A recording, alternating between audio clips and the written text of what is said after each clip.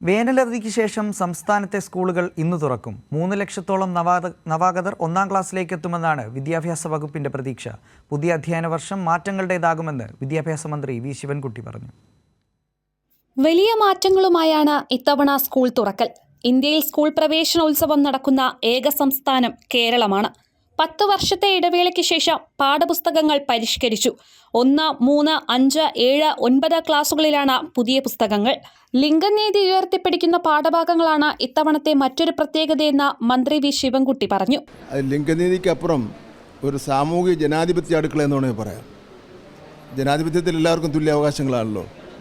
അപ്പം ഒരു അടുക്കളയിൽ അച്ഛൻ ജോലി ചെയ്യുന്നു, അമ്മ ജോലി ചെയ്യുന്നു, കുട്ടി ജോലി ചെയ്യുന്നു. അങ്ങനെ അടുക്കളയിൽ നിന്ന് തന്നെ ഒരു പുതിയ ജനാധിപത്യം കുട്ടികളെ പഠിച്ചു വരട്ടെ. ആർക്കും ഏത് ജോലിയും ചെയ്യാൻ കഴിയുമെന്ന് ഉള്ള ഒരു പാഠവും പഠിക്കട്ടെ. ഈ പ്രാവശ്യത്തെ നമ്മൾ ഇറക്കിയിട്ടുള്ള പാഠപുസ്തകങ്ങളിലൊക്കെ തന്നെ അത്തരത്തിൽ സാമൂഹിക പ്രതിബദ്ധതയുള്ള ഒരുപാട് കാര്യങ്ങൾ പറഞ്ഞിട്ടുണ്ട്. വലിയ ഇടവേളയ്ക്ക് ശേഷം 1-ാം ക്ലാസ്സിൽ അക്ഷരമാലയും തിരികെ എത്തി.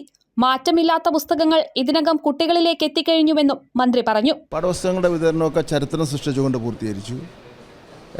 പഴയ പാഠപുസ്തകങ്ങൾ 1 മാസങ്ങൾക്ക് മുമ്പേ കൊടുത്തു. പുതിയ പാഠപുസ്തകങ്ങളുടെ ഉദ്ഘാടനം 27-ാം തീയതി മുഖ്യമന്ത്രി തിരുവനന്തപുരത്ത് വെച്ച് നിർവഹിച്ചു. എറണാകുളം എളമക്കര സ്കൂളിൽ പ്രവേശനോത്സവം ആരംഭിക്കും. ഉദ്ഘാടനത്തിന് ശേഷം മുഖ്യമന്ത്രി നേരിട്ടെത്തി കുട്ടികളെ ആശംസയറിയിക്കും. മന്ത്രി വി ശിവൻകുട്ടി, മന്ത്രി പി രാജീവ് എന്നിവർ മധുരം നൽകിയാണ് കുട്ടികളെ സ്വീകരിക്കുന്നത്.